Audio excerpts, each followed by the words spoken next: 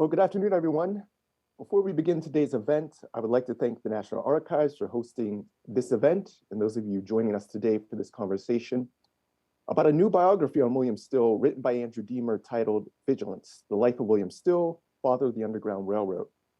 So I wonder if we could start this conversation with Andrew, with you telling us who was William Still, why you decided to write a biography on William Still, and how did you go about writing this book? Thanks. So I guess to put it most succinctly, William Still is the most important figure in the most important portion of the Underground Railroad during the most important period of that institution's existence. So he was a man who was born to two parents who had been enslaved. Both his parents had been enslaved in Maryland. His father was able to purchase his freedom. His mother ran away. So the two of them raised their family in rural New Jersey. So William Still was the youngest of 18 children, so an enormous family. So he was born free in the free state of New Jersey. As a man, he moved to Philadelphia. So he spent his adult life in Philadelphia, very quickly became involved in the abolitionist movement more broadly, but more particularly the Underground Railroad. So he became the chair of what was known as the Vigilance Committee. This was a kind of institution that supported fugitive slaves, protected fugitive slaves, and made it more likely that they were going to succeed in running away. And so he spends the 1850s really committed to this work. He himself shelters hundreds of fugitive slaves. This work involves him in all sorts of dramatic events throughout the 1850s. Eventually, he would also become a wealthy man. He would become a coal dealer, philanthropist, civil rights activist, and ultimately author. He would become a storyteller of the Underground Railroad as well. What brought me to William Still's story was that I was working on an earlier book, and that earlier book was a kind of more academic study about the struggle for Black citizenship rights. And I kept coming on this guy, William Still, who I knew vaguely. I knew that he was involved in the Underground Railroad, but because I knew that, the places he was showing up were really surprising to me. In public, he was making public speeches, he was writing letters to the newspaper, he was chairing committees in public. All of this stuff ran counter to what I thought I knew about the Underground Railroad, which is that it had to be done in secret. So the book really began with this story, or this question of why is this man who's doing this illegal work, the stuff that should be secret, doing so publicly? And that really was the germ of this book. And as I dug into William Still's story, it became so compelling to me that I felt like this was a story that other people will be interested in. Not just was, of course, I was interested in uncovering who this man was and why he was doing the things he was doing, but I felt like this was something that people would be interested in. As you were writing and researching this book, did you face any challenges in researching this book about William Still? Like, where did you know where to go to learn about William Still's life and find these sources?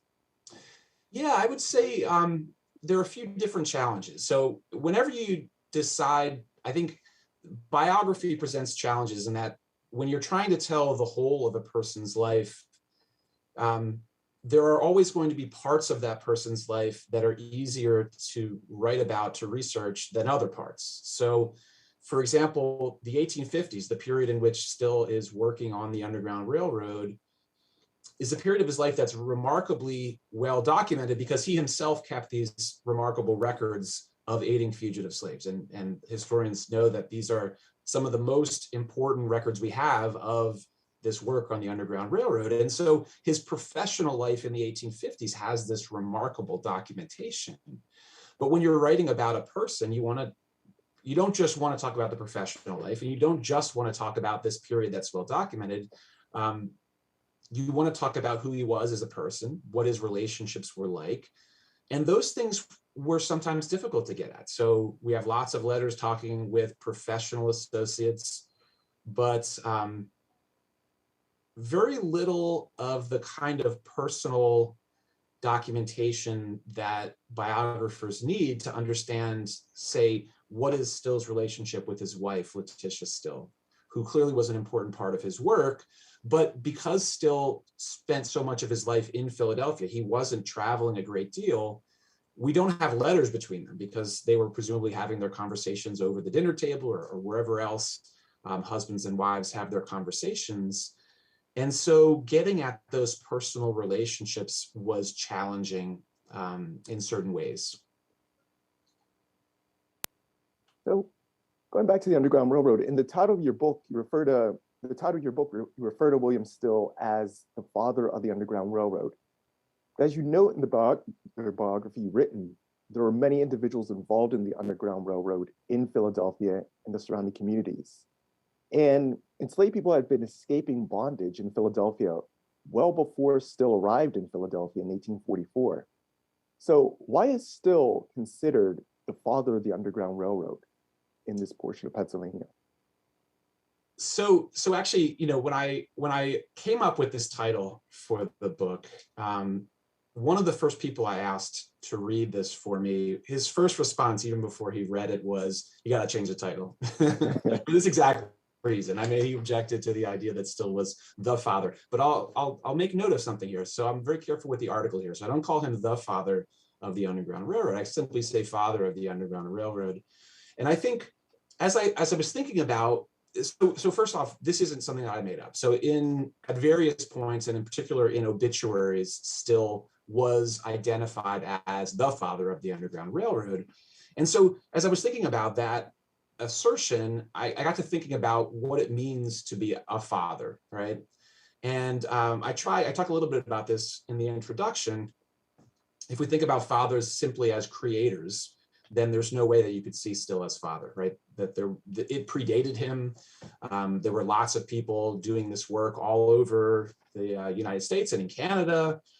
So you can't call him the father of the Underground Railroad, but I think fathers are more than just creators. So I think when I talk about William Still as father or a father of the Underground Railroad, I'm thinking about him as someone who nurtures and protects and supports. And I think in that regard, Still, as much as anyone, I would say more than anyone, deserves to be identified as father. So he spends, this professional period of his life, the late 40s into the end of the 1850s, devoting the vast majority of his waking hours to this work of aiding fugitive slaves, doing all sorts of stuff. And we could talk a little bit about the particulars of the work that he was doing in aiding fugitive slaves in this period.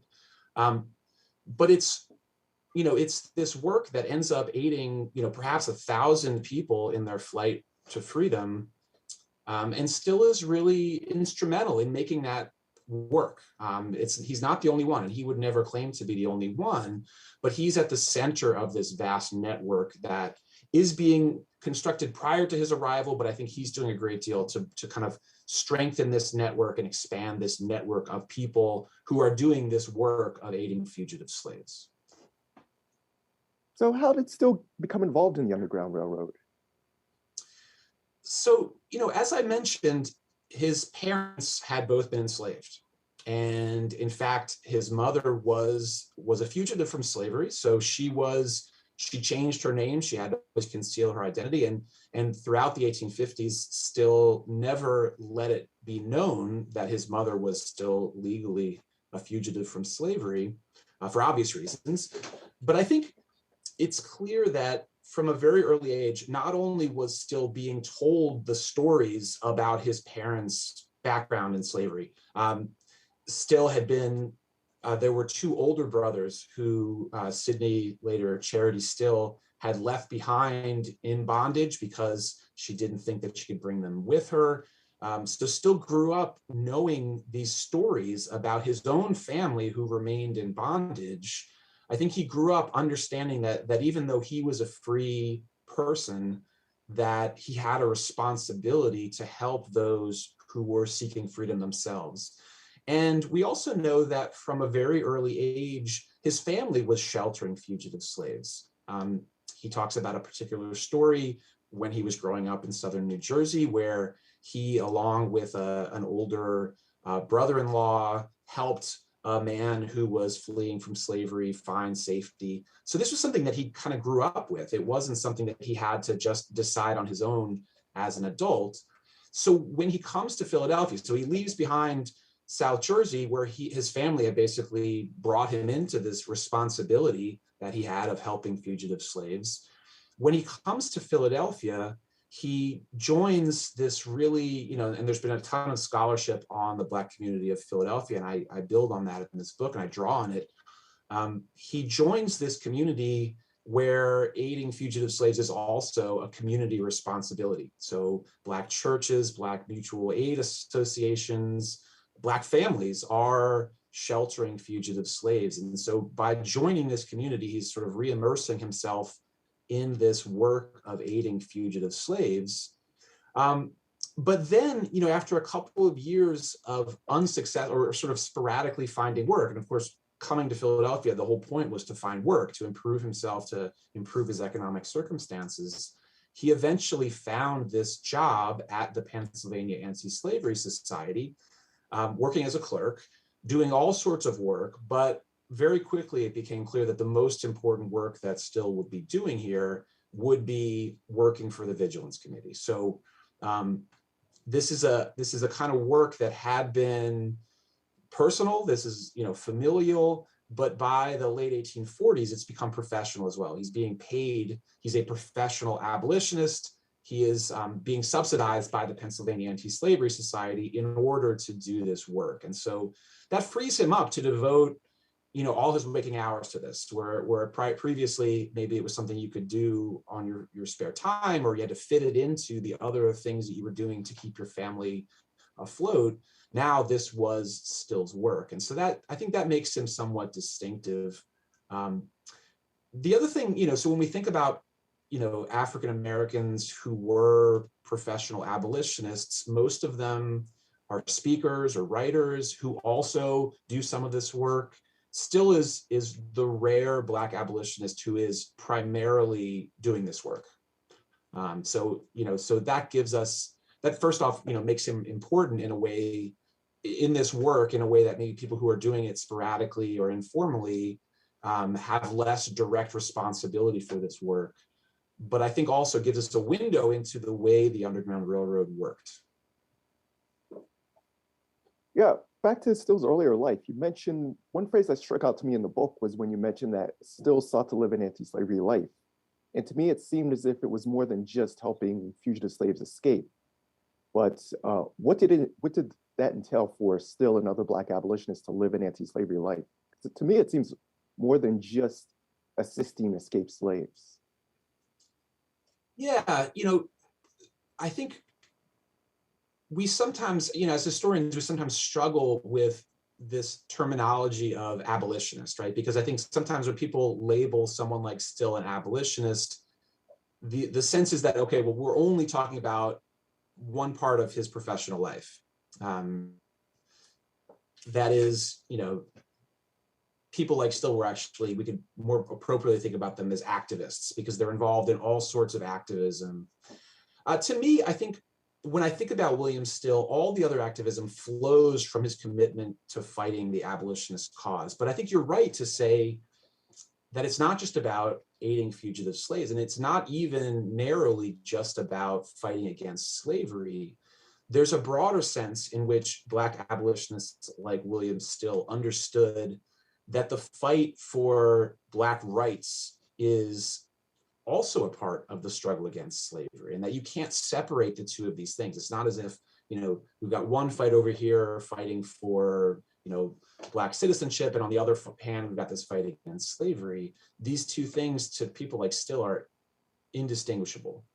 And so when we think about, living an anti-slavery life, in part, that is for William Still taking the desire to better himself, right? I mean, I think this is always a part of who Still is. He always has ambitions to material prosperity, to getting a good job, to providing for his family, to educating himself and providing for the education of his children. So he has these kinds of material desires to improve himself, but he also understands that in doing so, he is fighting against this notion, this widespread notion among white Americans at the time. Even, we should note, white Americans who are opposed to slavery, right? Many of them still believe that while African Americans shouldn't be enslaved, they're not necessarily ready for freedom either, or that there's something wrong with them, that there's something that makes them less than citizens.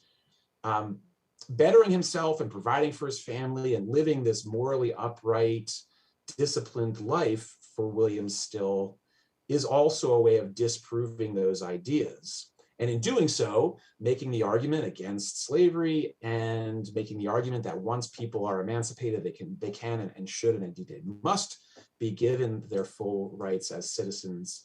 So for Still, all of those things work together. So over the course of his life, as he becomes more prosperous, as he becomes more educated, and he's largely self-educated,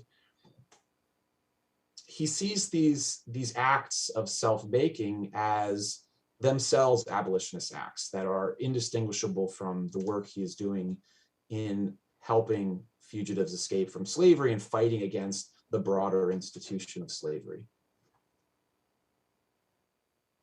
Building off of that, you mentioned several prominent Black abolitionists in the book, like Frederick Douglass, Harriet Tubman, Mary Ann Shadd Cary, just to name a few. We can't go through all of them, but several of them. Some of the names familiar, some of them not, but some of them familiar names. So what was Still's relationship like with these abolitionists? Or I should say these activists. Yeah, so I think on a professional level, so we'll talk maybe about the professional level, and then we can talk a little bit about personal connections. So on a professional level, Still is a connector of all of these people. So when we think about the Underground Railroad, we might think about one end of the Underground Railroad being Harriet Tubman, right? The person who does this remarkable work, even though she has herself escaped to freedom, is willing to go back into Maryland to help family members, neighbors escape bondage. So we might think about that as one end of the Underground Railroad. Many of those fugitives from slavery who Harriet Tubman aids end up coming through Philadelphia, coming through Still's office in Philadelphia, staying in his home on their way further north. So he connects these people who are doing one end of the work of the Underground Railroad with the other end, which is, for many of them, Canada, right? So many fugitive slaves. So some will, once they end up in Pennsylvania, that's where they stay. But many of them, especially after 1850, feel like Pennsylvania is no longer safe, and so they move on further north. New England, Massachusetts is somewhat more safe, but it too is a place where the Fugitive Slave Law threatens their freedom. And so many of them make their way to Canada, and significant numbers of them pass through Frederick Douglass's hands. So he becomes someone on the other end of the Underground Railroad, helping them cross the border into Canada. He too is connected to Still's network. So quite often, Still will take fugitives who have come, perhaps from the Eastern Shore of Maryland via Harriet Tubman's work, and send them on to New York, where allies will then send them to Western New York, where Douglass will help them across the bridge into Canada. So he's kind of connecting these two ends of the Underground Railroad. Now, his personal relationship with these two abolitionists is a little bit muddier. So even though he has this professional connection, it's unclear that his relationship with Harriet Tubman is unclear. There isn't a lot of evidence that they spend a great deal of time together, so that's hard to know. With Douglass, there's a little bit of a professional jealousy, I think. I think Douglass, on a certain level, I think he's on another level, right? His fame and renown is on another level, and I think there might be an extent to which Still begrudges him that. Eventually, Douglass is going to be a little bit perturbed when Still doesn't mention him in his published work on the Underground Railroad. So we can see these two men with egos of their own, maybe having some personal issues, but they also had a really good working relationship. So as both of those men continued their fight for Black rights in the postbellum period, they worked together, they appeared on stage together, Still invited Douglass to Philadelphia to speak and hosted him. So they have, I think maybe professional frictions, but also I think a decent working relationship. As far as Marianne Shedd Carey, she was a close friend of William Still's. So he was in touch with her. He actually wrote letters that she published in her newspaper. She often chided him and other Black abolitionists who continued to remain in the United States despite all the evidence that the United States was not welcoming, was not a home for African Americans, the Fugitive Slave Law, Dred Scott decision, et cetera. But on a personal level, that is the abolitionist figure who he maintained not just this professional correspondence with, but a genuine personal friendship with her. If I could just build off of your comments, what I really liked about the book and reading this biography of William Still is it really captures the tensions and debates that Still was having with other Black activists and the wider Black community. I mean, one important thread that I found throughout the book is that there were times when there were tensions between William Still and other prominent African-American leaders, as you mentioned, like Frederick Douglass, but also regular folks within the African-American community. So people like, I mean, these are very obscure people who you wouldn't expect to find in a history book. Like, I hope I'm pronouncing his name right, but Democ Carlton, Ellen Wells, and the Horner case. Like these tensions with everyday Black folks that spills into something larger. So could you speak a little bit more about some of these contentious issues and cases that William Still finds himself involved in, especially like those three examples? Sure. Yeah. So let me just talk more broad. First, I'll talk broadly about these tensions, and then we'll talk about these, particularly the Wells and the Charlton case. So on a certain level, we shouldn't be surprised to know that there were tensions within the abolitionist movement, and that there were tensions within between Black abolitionists. The stakes here are very high, right? The stakes of this fight against slavery, this struggle to aid fugitive slaves, to fight against the institution of slavery, couldn't be higher. And so the fact that people who have disagreements about what is the best way to go about these things, and that those differences led to heated arguments and grudges, should be sort of obvious to us. We see that, right? We see schisms within the abolitionist movement. I would say, and I've argued in this book and elsewhere, that often for Black abolitionists, the need to come together to aid fugitive slaves often overrode some of those differences. So people who might have ideological differences of various sorts would often put those differences aside in order to aid fugitive slaves, because that was seen as the most important thing. But nevertheless, I mean, there are real differences and grudges and heated words expressed in private and in public. You know, you read newspapers of this time and they're airing out their dirty laundry in public. So that's very much, I mean, Still is very much a part of that. In terms of these two particular figures who I think you rightly identify as obscure, Ellen Wells and Diemer Charlton, this, I think, points to an important part of Still's work that I talked about in the book, and that is that he is dealing with scarce resources in this work of aiding fugitive slaves. So all the work that he's doing to help fugitive slaves, giving them shelter for the night is one thing, right? That's just he's opening his home, or other people are opening their homes. But the Underground Railroad is also providing food, it's providing medical care, it's providing clothes, new clothes in some circumstances, because you're going to be moving on via a train to New York. You need to not look like a fugitive slave. You need to look like someone who would be riding a railroad or a train to New York. The train ticket to New York itself costs money, right? All of this stuff has to be paid for, and Still is constantly raising money to pay for this work. And that's, not that easy either. So he's holding public meetings. Some abolitionists are traveling across the Atlantic and raising money among British abolitionists. But there's never enough, right? There's always more demand for this money. And so Still is placed in this really, what he sees as a difficult position, where people are asking him to spend this money, but he's trying to do so prudently. Now, the other thing we also know is that this is a period of great economic discrimination against African Americans, where Free Black people across the North are often denied the jobs that are open to white workers. They're pushed into the lowest wage sorts of work across the North. And so there's great incentive, for some to kind of reach out to this philanthropic network that Still has tapped into to basically tell a story that I need this money, I'm a fugitive slave.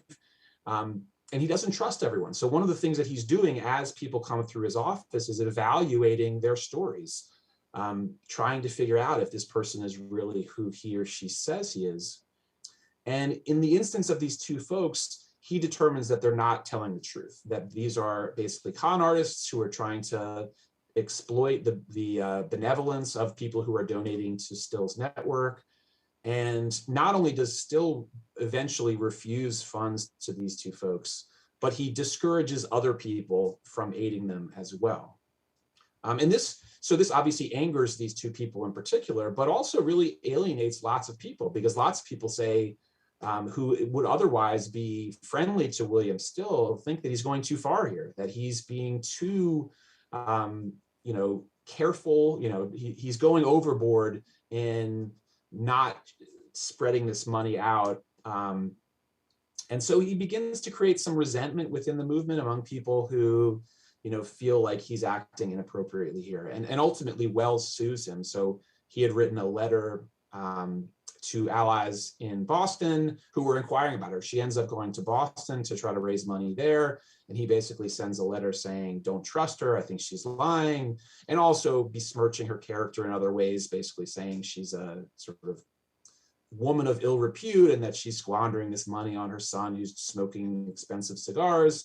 And she gets a hold of this letter and sues him for libel, and actually wins. So it's one of the ironies of Still's life is he spends more than a decade breaking the law in aiding fugitive slaves. And when he actually goes to jail, it's for libeling this Black woman, Ellen Wells, just for a couple of days.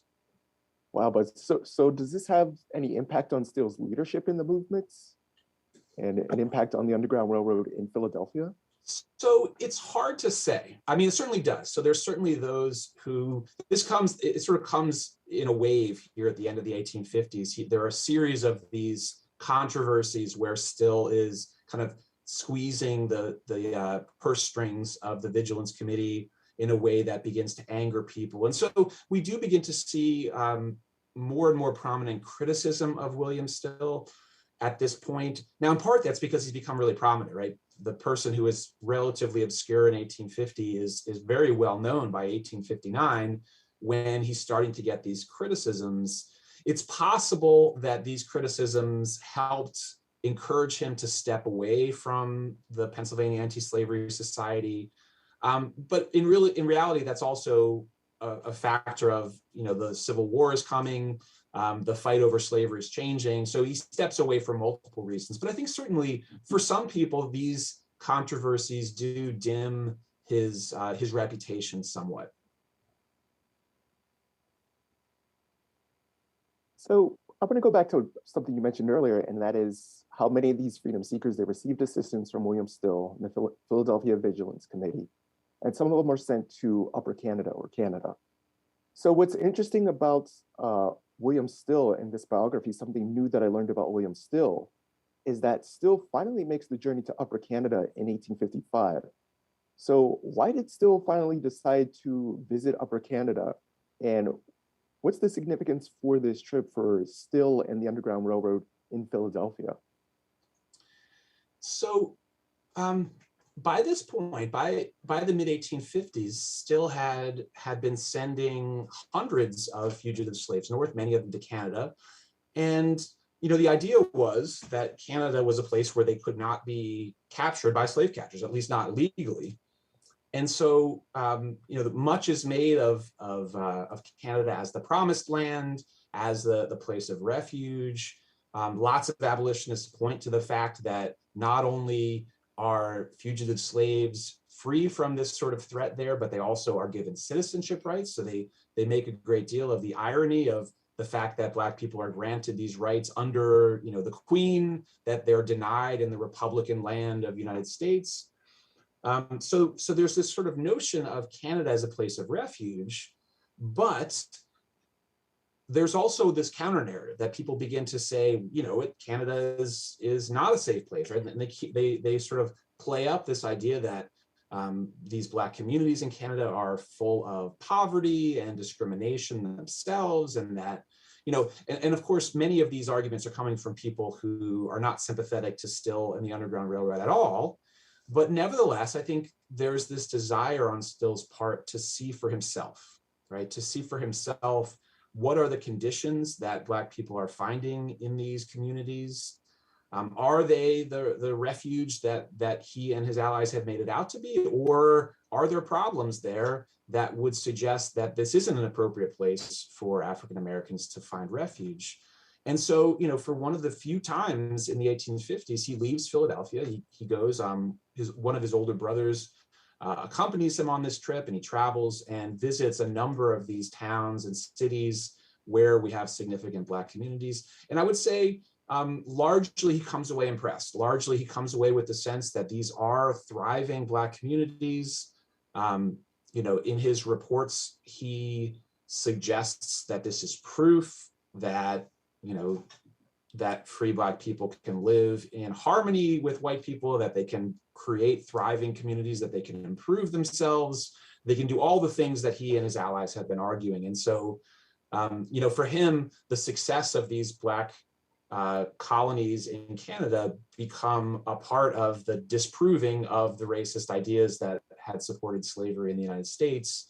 But I think they're also reassuring to him. I think he is somewhat concerned that, this work that he's doing to help people is ending up sending them to a place where maybe there were problems. So I think that's really comforting to him to be able to see that firsthand. I think it's also, to him personally, it's reassuring to reconnect with people who he had helped along the road to freedom. So he ends up seeing lots of people in Canada. Later, actually, William Wells Brown will write about this, that Still is kind of recognized as a hero in Canada in a way that I think in the United States, he's always a little bit obscure. He's never the prominent figure that maybe some other folks are. As he travels around these communities in Canada, he's kind of welcomed as this really remarkable figure. And I think that probably is reassuring to him as someone who had done a ton of work to make this possible. Surely made him feel good about himself.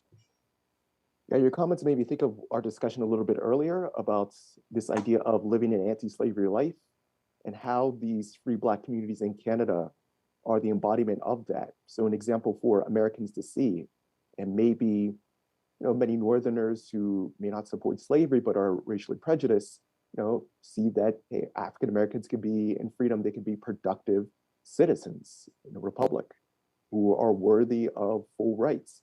And also, too, a second theme that I picked up on as you were talking about these free Black communities in Canada is the transnational nature of William Still's work. So it's more than just William Still being based in Philadelphia, but these connections that he establishes, not just across like the North and the Eastern Shore with Harriet Tubman and Frederick Douglass, but transnationally as well in Canada, building these connections between free Black communities across these two borders, which I found after reading this book incredibly interesting, and thinking about William Still and the activities of these activists beyond the nation state. So, yeah, so I think that I think comes back to I think to me the most important way we can understand Still's work, and that is that he's a connector, right? He's someone who connects these disparate communities, these disparate individuals who are willing to aid fugitive slaves or fugitive slaves themselves. And, I think when we think about Still's life, we do think about the geography of that life. And those connections are facilitated by communications networks, right? By newspapers, by the telegraph, by the post office, by all these letters that are being written, connecting him with with communities in Canada, with British abolitionists, et cetera, but also connecting him with activists who are in the South, who are, doing the work in Black communities. But then he's also connected via this transportation network, right? So we haven't really talked about the mechanics of how people are fleeing slavery. Many of them in the 1850s are fleeing via the technology of transportation that's exploding in this period, by ships, by railroads. And so Still is exploiting those improvements in transportation technology as a way of making it possible for people to move out of the South deeper and deeper into the South, right? It's one thing to run away if you're from Maryland, where you can legitimately travel by foot some of this distance. Even there, though, of course, we know that Douglass doesn't talk about this until well into his life, later after the end of the Civil War, but he uses the railroad, right? He uses this transportation network as well, even though he's only coming from Maryland. When we think about the transportation networks that Still is tapping into, people are coming from Wilmington, North Carolina. They're coming from Charleston. They're coming from Richmond, these places further to the South. All of that's made possible by this exploding transportation revolution of this period. So on a sort of material level, Still is connecting people in these far-flung places. But I think also, as you were suggesting, this, not that Still is unconcerned with the nation state, right? Because he is, of course, I think he always thinks of himself as an American, and he's interested in American politics. But it shows us that the abolitionist movement spans the international borders, right? It extends across the Atlantic to British abolitionists. It extends into Canada. It extends, Still's network isn't going south so much, but certainly we know from other people's work that the abolitionist network extends into the Caribbean, extends into Mexico. So this is in some ways, Still's story is very much about a local geography, but that local geography is very much connected to this larger global struggle against slavery. Speaking with the theme of connection in the mechanics of the Underground Railroad itself. So, as you mentioned earlier, William Still is this connector as part of a larger network of agents of the Underground Railroad. So what were the everyday mechanics of the Underground Railroad? How does it connect people? And how do slaveholders respond to this? How do they seek to undermine the Underground Railroad itself and these connections?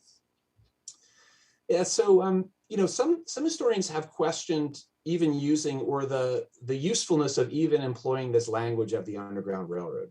So some historians would go as far as to say that it misrepresents the work of aiding fugitive slaves to even call it the Underground Railroad, because it suggests a kind of regularity, a kind of system that didn't really exist, that the Underground Railroad was really about, this sort of improvisational, small scale aid to fugitive slaves. And I think there's some truth to that.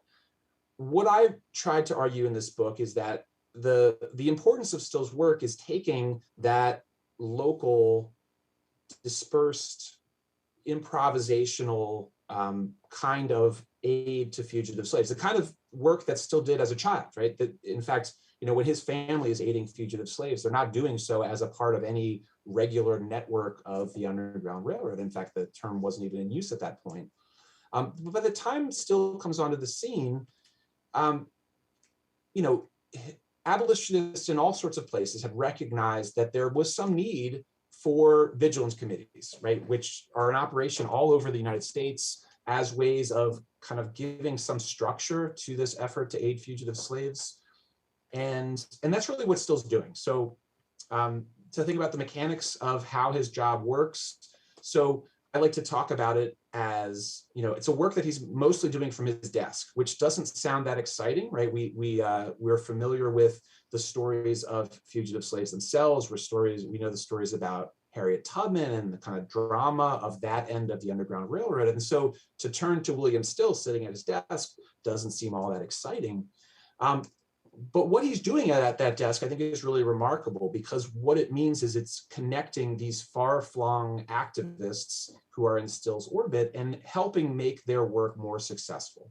So on any given day, Still might have a fugitive slave walking into his office, asking for his help, right? Now, that person had come not knowing who Still was necessarily, but most likely that person had shown up in Philadelphia, had looked for someone who was sympathetic, almost certainly a free Black person in Philadelphia, who then knew Still was the man to go to. And so Still is connected that way. Still then is able to get this person's story, give him or her shelter, food, medical care, whatever, and send them on further north. Now, Sending them further north was complicated too, because you couldn't just put them on a train to New York City. New York City was not safe for fugitive slaves, as historians have documented. So they needed to have someone meeting them there. So still had to be in contact with abolitionists in New York who could meet that person. Often this was done via the telegraph. So that's a part of Still's work. Still is also in contact with allies who are in kind of like the region. So Thomas Garrett is an ally in Wilmington, Delaware. William Whipper and Stephen Smith in Lancaster County. These are people who are also helping shelter fugitive slaves, but who are then sending them to Still, who then will move them on to New York. And so he becomes the center of this node of all these different activists who know that sending them to Still is the best way to get them onto the North.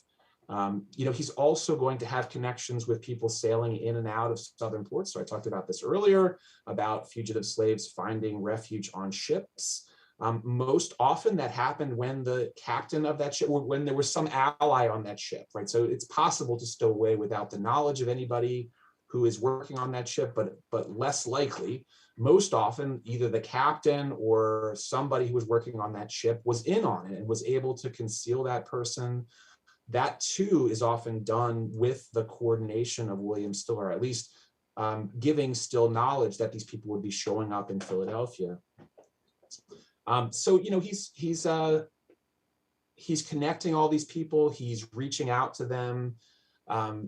There are instances, and I talk about this in the book, there are some instances of Still actually coordinating people directly going in and helping fugitive slaves, but that's far less common. It's most often kind of he is receiving these, these people who are being sent his way. The other thing, and I've alluded to this, he keeps records of all these people coming in through his office. So he does so for a couple different reasons. One is to document how he's spending money. So Still is always, and really everyone who was involved in this kind of work was from time to time questioned on how they were spending the money that was entrusted to them. Still wants to be able to prove that he's wisely spending this. And he makes it clear that people of goodwill can inspect his books. That is, people who are allies are welcome to come in and look at how he's been spending his money. All of that is a way of not only defending his own reputation, but also of continuing to encourage people to give him money, right? If people think you're misspending money, they're going to be less likely to donate that to you. So all of this is a part of Still encouraging people to continue to patronize the Vigilance Committee. The second reason I think that he keeps these records of everyone who comes through his office is that he has his own remarkable story. And I opened the book with the story of reconciliation with his long lost brother. So his mother, when she fled, had left behind the two eldest Still boys. One of them eventually becomes free and comes north to find his family, and kind of remarkably shows up in Still's office. And we have this reconciliation between these brothers who have never met each other. After that experience, Still begins to really think about how we know, of course, that slavery itself tears apart Black families, but ironically, running away from slavery also tears apart Black families, right? So for many of these fugitives from slavery, the brave act of running away is also a kind of traumatic act of leaving family members behind. What Still hoped was that keeping these records would help some of those families recover those who had been lost. And so when we look at the records he keeps, they're not just about dollars and cents that are being spent. They also have descriptions, they have names, they have stories about where people are coming from, where they're going. And I think all of this is a way of using these stories to ultimately help bring these families back together. Speaking of families, you actually have a viewer who's watching us right now, who's a descendant of Still's brother, and he's asking us about the family of Still that may have been left behind. What happened to the family of Still that was left behind? Yeah, so I think this question is alluding to the story I was just telling about Peter Friedman. He eventually takes the name Still once he rejoins his family. Yeah, so the first time, so when Still's father purchases his freedom, Levin Still, he goes north, and for whatever reason, Sydney, later Charity, is unable to purchase her freedom. So she makes the decision to run away. And when she does, the first time, she brings with her her 4 young children, 2 boys and 2 girls. And then after a few months, she's recaptured. So all 5 of them are recaptured and dragged back into bondage in Maryland. And the master in question is really suspicious and locks her up in the garret of the house for a long time. Eventually, she convinces him that she's resigned to her fate and she's not going to run away again. And of course, almost as soon as he gives her liberties again, she runs away. But what she realized was that running away the second time was going to be even harder than the first time, that she was going to be a target from the very beginning, that there would be lots of slave catchers out for her and the children. And she makes the decision to leave these 2 older boys behind. The 2 girls were much younger, and she felt like she had to bring them, but she felt like she would have a better chance for at least the 3 of them if it was just the 3 of them, and she left these 2 boys behind, Levin Jr. and Peter. And this is, to me, this is a book with lots of heartbreaking stories. This is a truly heartbreaking story, to imagine her in the dead of night kissing these 2 boys. She doesn't wake them up because she doesn't want to make a stir, thinking that she would probably never see these boys again. Now, one of them she never did see again. Levin, she didn't see, but Peter was able to live into adulthood, to save up money, and eventually, as I said, head north to try to find this family that he really didn't know at all. So yeah, she had left these 2 boys behind, and one of them never saw again. I was just curious. So you mentioned about how abolitionist activists like William Still used the technology of the period, the transportation revolution, steamboats that are coming into the port of Philadelphia, building these communication networks. But slaveholders are also responding to this as well. I mean, you mentioned in the book about how slaveholders the slaveholding interest in the government in North Carolina will smoke out ships. They'll send smoke in the ships to prevent enslaved people from catching a ship up north. Or another instance, they'll use the telegraph lines. So slave catchers will communicate with the city, up the law enforcement in, let's say, Philadelphia or New York, to say, hey, there might be an enslaved person on their way, be on the lookout for this individual. So I was just curious. So since slaveholders are, they're responding back, they institute a new, more stringent Fugitive Slave Act in 1850. So I was just curious, how successful was William Still and the Vigilance Committee? Were there any instances of failure? So yeah, I think you've hit on something that's really important in understanding this story. That this is a kind of I don't know. There's like a mirror image of all the work that William Still is doing, where we might see him as the kind of shadow of this professional and political organization that slave catchers are doing. So the business of slave catching is a business in this period. There are firms that are committed to this. Lots of money is being made by people who are recapturing fugitive slaves. In Philadelphia, lots of police officers are doing this work. They become kind of, freelance slave catchers. They're able to use their expertise and their connections in Philadelphia to do this work. There are firms in places like Baltimore and Richmond who this is the work they do. They are, hiring agents. They know how to get these things done. On the government side, right, you mentioned the Fugitive Slave Law, but it's important to note that Fugitive Slave Law is itself a response to state laws that had been passed in places like Pennsylvania to do lots of things to protect free Black people, but also to protect fugitive slaves, to make it harder, at least, to capture people who should not be considered fugitive slaves, right? To protect people who are legally free. But what it adds up to is it makes it harder to recapture fugitive slaves. And these laws are being passed all over the North. These are the so-called personal liberty laws. And so it's in response to those government defenses of free Black people and fugitive slaves that we get this federal law that is making it easier to capture fugitive slaves by making it a federal responsibility rather than a state and local responsibility. all of it, of course, is about money, right? And of course, that money is creating great incentives for people to kidnap. So there are lots of people, lots of free people who are kidnapped into slavery. Often it's indistinguishable. The business of kidnapping is indistinguishable from, legitimate legal slave catching. The people who are doing this slave catching are often not all that concerned if they grab somebody who is legally free.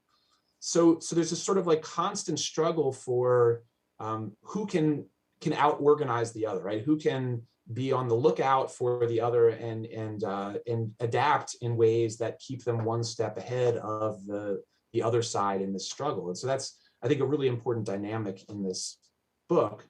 In terms of how successful William still is, I think he's remarkably successful, which isn't to say that slave catchers are, never capture fugitive slaves.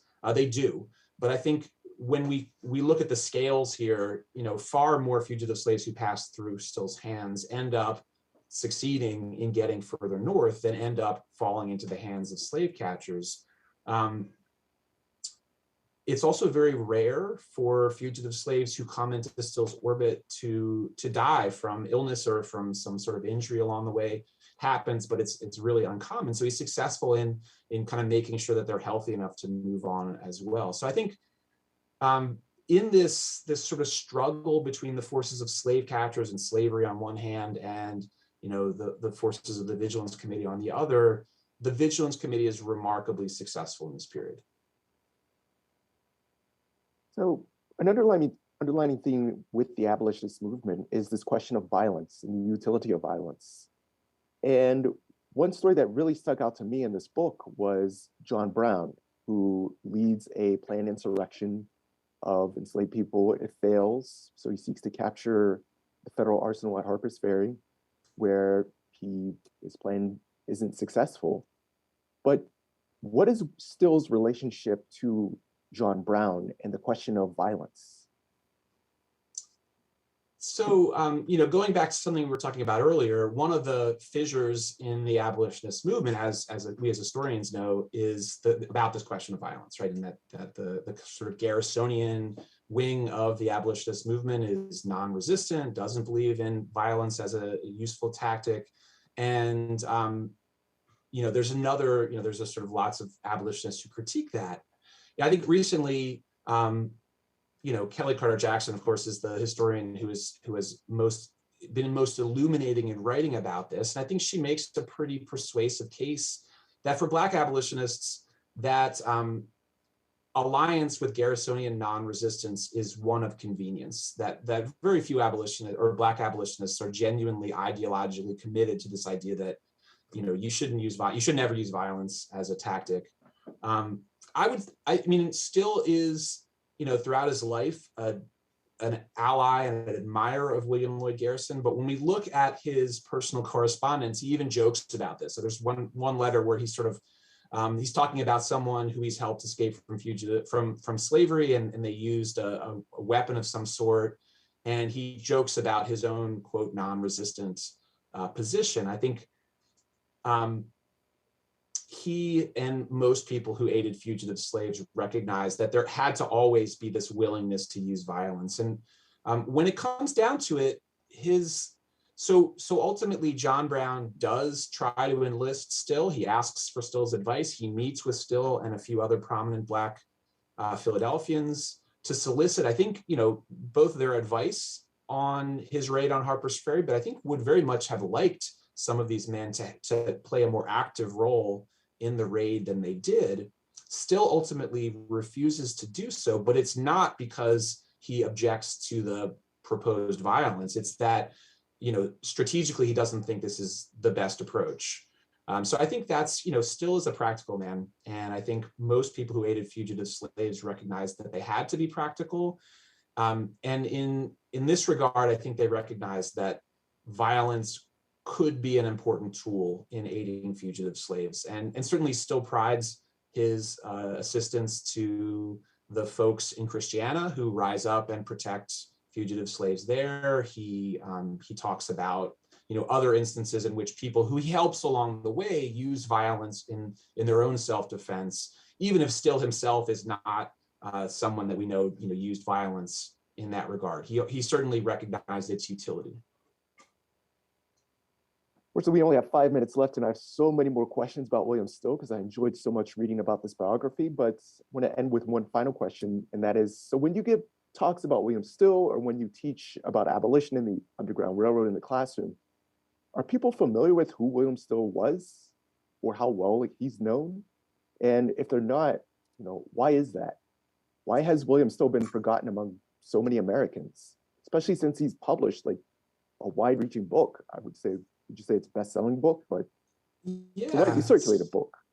So I think it depends on where I'm giving talks. So I live in Philadelphia, and this is a book that's set in Philadelphia. And I think when I give talks in Philadelphia, people are far more likely to have heard of William Still. Outside of Philadelphia, I think he's not very well known. But even here in Philadelphia, I would say that people maybe kind of have a general sense of who he might be, but he certainly doesn't have the profile that I think he deserves. And there are a couple of reasons for that. And one of them is that Still himself didn't do a good job of promoting himself, right? I mean, I think Still, there are times in his life when he is accused of being a self-promoter, but I think when we look at the general course of his career, the opposite is true. He's far more inclined to give other people credit. When we look at his book, so you rightly note that he writes this magnificent, massive book, 800 pages almost, about the Underground Railroad. As a biographer, it's a thrilling book to read, but it's somewhat frustrating because it says very little about William Still. I think it's by design. I think, Still wrote that book wanting to make it clear that the center of his story was not him or even others who worked with him, but the center of the story were fugitive slaves themselves. And he really tries to highlight that story in that book. It is a book not about the Underground Railroad, despite its title. It's about the fugitives who themselves are the prime actors, right? Still is just helping them do the work that they themselves have initiated. So that's one reason that Still just basically hasn't tooted his own horn, hasn't promoted himself. He doesn't write a narrative of his own life, for example. The other reason is, I think, and this I've touched on a little bit earlier, that his work is a little bit harder for us to understand. It seems kind of not that exciting, right? I said earlier that much of Still's work is done sitting at his desk. When his brother walks into his life at the start of this book, there he is sitting at his desk. This isn't the pose that we connect with high drama, the way that we think about these other characters we mentioned. Frederick Douglass, whose life is filled with drama. He's this amazing, compelling speaker and writer. Still's, he's this clerk. He's this guy who is doing this seemingly mundane work. Same thing of Harriet Tubman, right? She's got this obviously dramatic story. That's not Still. What I've tried to do in this book is to explain to readers why they should care about this work that William Still was doing. As mundane as it might seem, as unimportant as it might seem, it was absolutely vital. And without Still's work, all this other work, all this high drama would have, I'm not going to say it wouldn't have meant anything. Of course, it would have. But it was all far more likely to succeed, right? So Still's work was sort of taking this everyday work of the Vigilance Committee and using it to make everybody else's work more successful. And so I guess, the big takeaway is that Still understood himself as not this lone heroic individual, but as a part of a collective struggle, that he always understood this as a collective struggle, not as an individual story. And on that note, we'll end here. And thanks everybody for joining us. Thanks to the National Archives for hosting this event. And thank you to Andrew for this enriching conversation about this book, this valuable biography on William Still. So thank you, and thanks for inviting me. Thank you so much.